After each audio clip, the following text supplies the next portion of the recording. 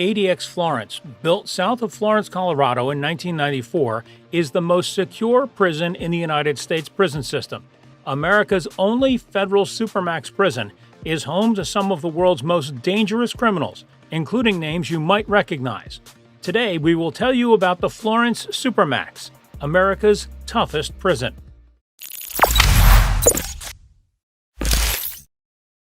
Number 7.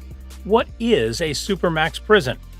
Supermax prisons are the highest level security prisons, designed to hold inmates that pose extreme security threats. Inmates have little to no time outside of their cells, very few activities, and very little contact with other humans. Alcatraz is considered to be an early example of what would become the Supermax model. The controversial penitentiary on the outskirts of Florence, a small rural town once founded as a pass-through for coal-carrying trains in the 1800s, first started housing inmates in 1994. Today, ADX is home to 361 of the country's most high-profile criminals. Prisoners here, we're talking serial killers, terrorists, mobsters, cult leaders, drug kingpins, and those deemed too violent to live among a general prison population, live in near-continuous solitary confinement. Inmates spend 23 or more hours a day isolated in soundproof 7 by 12-foot cells outfitted with a single 4-inch slit for a window. Due to these conditions, the ADX has been at the center of contentious debate about human rights and solitary confinement's effect on mental health. As Robert Hood, a former warden of the ADX, told the New York Times in 2015, this place is not designed for humanity. In fact, the decision by a London court in early 2021 not to extradite Julian Assange to American soil can be partially attributed to his possible assignment to ADX. The judge, Vanessa Baratzer, said that her impression of the WikiLeaks founder's mental state was such that it would be oppressive to extradite him to the United States of America. The ruling implied that 23-hour-a-day isolation would be too iron-fisted for someone exhibiting depressive and suicidal behavior. Assange is currently jailed in southeast London.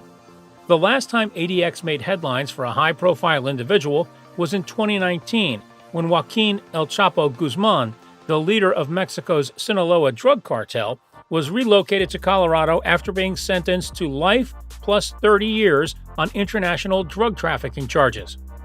With a propensity for violence and access to near unlimited resources, El Chapo was an obvious candidate for the ADX. He's twice escaped from maximum security prisons in Mexico. His jailbreak from El Altiplano in the summer of 2015, in which he drove a motorcycle through a mile-long underground tunnel, is the stuff of movies.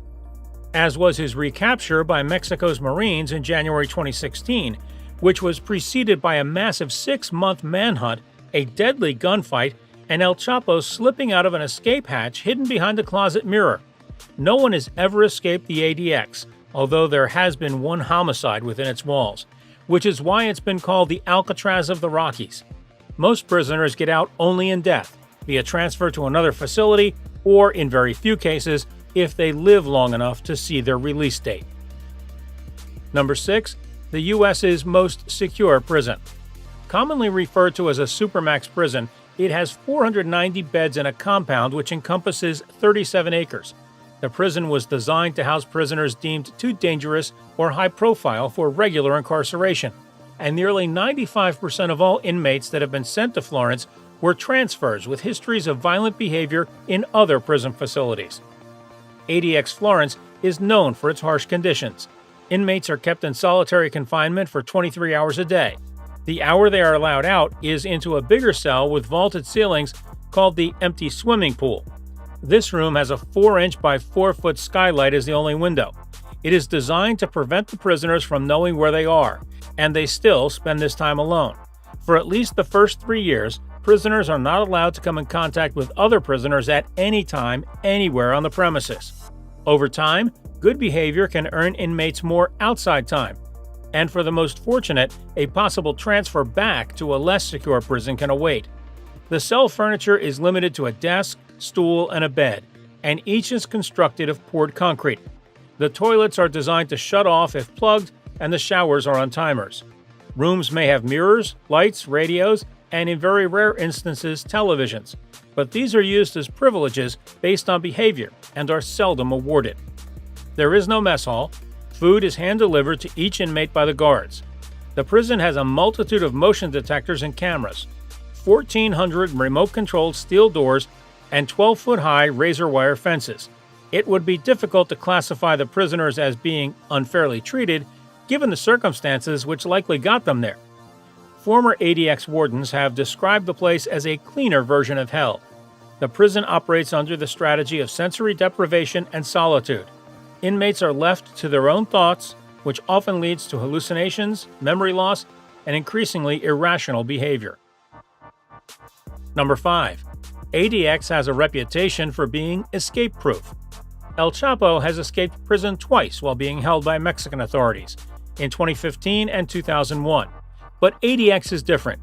Nicknamed the Alcatraz of the Rockies, no one has escaped the facility located in the high desert about 2 hours south of Denver since it opened in 1994. Inmates are housed in soundproof 7 by 12-foot cells for 23 hours of the day in permanent lockdown, with no contact with other inmates. Staff members are carefully vetted and have little direct contact with inmates.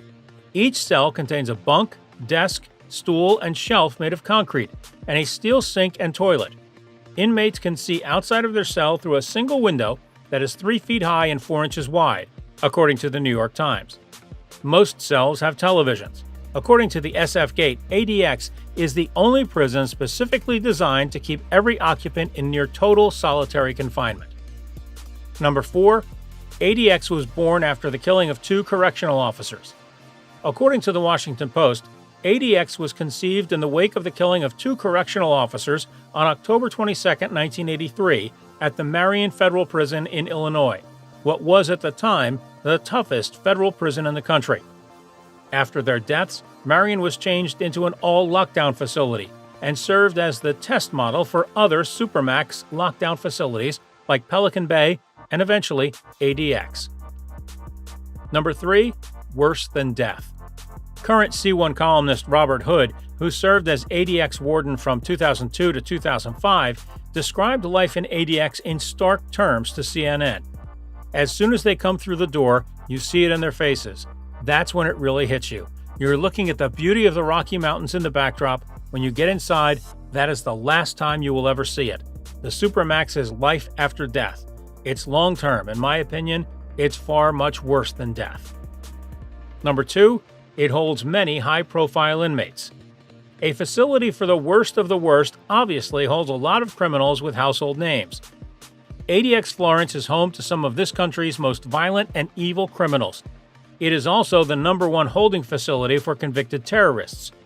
One of the most famous residents is Thomas Silverstein, a convicted murderer and former Aryan Brotherhood leader who has committed 4 additional murders while imprisoned. Silverstein currently holds the record of being the longest resident of solitary confinement in the United States prison system, having been in solitary since 1983. Silverstein is often credited with being one of the reasons the ADX Supermax was designed, due to his uncontrollable activities in other prisons. Historically, the addition of another life sentence to a prisoner who already has one hasn't proved successful. Harsher penalties were needed to restore order and deter prisoners from killing prison guards. The threat of being transferred to solitary confinement at ADX Florence is the best deterrent in the prison system the United States has against violent crime. Number 1. The problem with Supermax prisons. Daniel Faithy, the director of the National Prison Project at the American Civil Liberties Union, wrote for the ACLU about this problem, saying, "In overcrowded prison systems, the typical response has been to fill the remaining Supermax cells with nuisance prisoners, those who file lawsuits, violate minor prison rules, or otherwise annoy staff, but by no stretch of the imagination require the extremely high security of a Supermax facility." Thus, in Wisconsin's Supermax, one of the worst was a 16-year-old car thief. 20-year-old David Tracy hanged himself in a Virginia Supermax. He had been sent there at age 19, with a 2.5-year sentence for selling drugs. The story doesn't stop in prison, though. While some in Supermax prisons serve life sentences to completion and others commit suicide, the overwhelming majority of these prisoners are released back into society. In fact, 95% of Supermax prisoners eventually are released. This reality means that everyday Americans should care about what happens in Supermax prisons. Do share with us in the comments if you more about this prison. Please subscribe to The Luxury World. Thanks for watching.